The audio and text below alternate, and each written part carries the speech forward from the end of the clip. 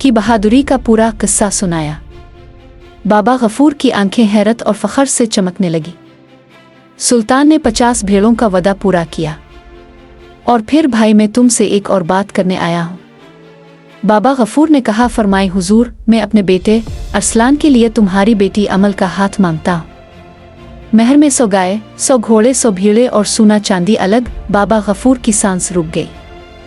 उधर सगरा बावर्ची खाने के दरवाजे में खड़ी सब सुन रही थी। इसका चेहरा सुर्ख हो गया, फिर पीला, फिर सब्ज। ये लाइन है, मैंने चाहा ये जाहो और ये शहजादे को ले आई। ये कपड़े कहाँ से लाई, ये मोतियों का हार कहाँ से आया। नहीं, मैं इसे खुश नहीं होने दूंगी। शहजादा लियाना को मलना चाहिए। अमल को नहीं। सगरा अंदर गई। संदूक खुला और वो पुरानी किताब निकाली जो उसकी दादी ने छोड़ी थी। काले जादू की किताब, और उंगलियां पलटने लगी। कोई ऐसा नुस्खा ढूंढना है जो शहजादे को अमल से नफरत दिला दे। सगरा काली किताब के औराक पलटती रही, आंखों में शैतानी चमक थी। तभी लायाना बावर्ची खाने में आई और माँ को किताब लिए देखकर रुक गई। माँ, ये क्या कर रही हो? मेहमान बैठे हैं और तुम यहाँ। सगरा ने आंख दिखाई तो खाने का ध्यान रख, ये मेरा काम है। लियाना ने एक लम्हा सोचा और समझ गई। माँ, तुम शहजादे और सुल्तान पर जादू करने वाली हो। सगरा ने मुंह पर उंगली रखी, चुप रहा। लियाना का दिल भरा। वो दिन याद आए जब वो खुद इस जादू की वजह से बदबू में डूबी रही। जब अमल की गाय मारी गई, जब माँ ने अमल की माँ को माँ। लियाना की आवाज कांपी, क्या सच में तुमने अमल की माँ को जहर दिया था?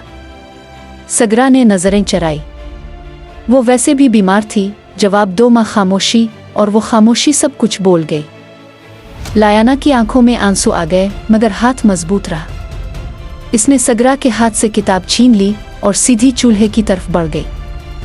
लियाना, रुक, ये क्या? लियाना ने किताब आग में डाल दी। काला धुआं उठा, घना बदबूदार, जैसे बरसों का जमा किया हुआ शर्त जल रहा हो। सगरा चीखी, हाय मेरी किताब, तुझे तमीज सिखाती हो। मैं झाड़ू उठाई और लियाना की तरफ बढ़ी। तभी कमरे में एक आवाज गूंजी, लगता है धोखा और जहर के बगैर तुम्हारी जिंदगी नहीं चलती। सगरा ने पलट कर देखा। कोने में बूढ़ी अम्मा खड़ी थी, लाठी हाथ में, आंखों में अजब रोशनी। तुम यहाँ कैसे आई? निकलो मेरे घर से, वरना मैं शौहर को बुलाती हूँ। बूढ़ी अम्मा मुस्कुराई, बिला लो, क्या वो नहीं जाना चाहेंगे कि उनकी पहली बीवी कैसे मरी? मैं अभी सुल्तान को भी बता सकती हूँ। जादू और तलक की सजा क्या होती है, ये तुम भी जानती हो। सगरा का रंग उड़ गया। तुम क्या चाहती हो? मैं कुछ नहीं, मगर तुम समझ लो, खेल खत्म हो गया। सगरा ने लरसती आवाज में कहा, ठीक है, समझौता हो सकता है। माँ लायाना सामने आ गई, आंखें सुर्ख, आवाज पत्थर जैसी सख्त। अपना बिस्तर बांधो, अपने अब्बा के घर चली जाओ और मेरी नजरों के सामने से हमेशा के लिए दूर हो जाओ। अब्बा को मैं बताऊंगी, अगर खुद ना गई तो वो निकालेंगे। कुत्तों की तरह तुम्हारे जर और जादू से यहाँ कोई महफूज नहीं। सगरा ने एक बार लियाना को देखा, एक बार बूढ़ी अम्मा को, और कोई जवाब ना दे सकी। चुपचाप अपनी पोटली उठाई और पिछले दरवाजे से निकल गई। अब बूढ़ी अम्मा ने अपने चेहरे पर हाथ फेरा, और जब हाथ हटाया, एक बार लयाना को देखा, एक बार बूढ़ी अम्मा को, और कोई जवाब न दे सकी। चुपचाप अपनी पोटली उठाई और पिछले दरवाजे से निकल गई।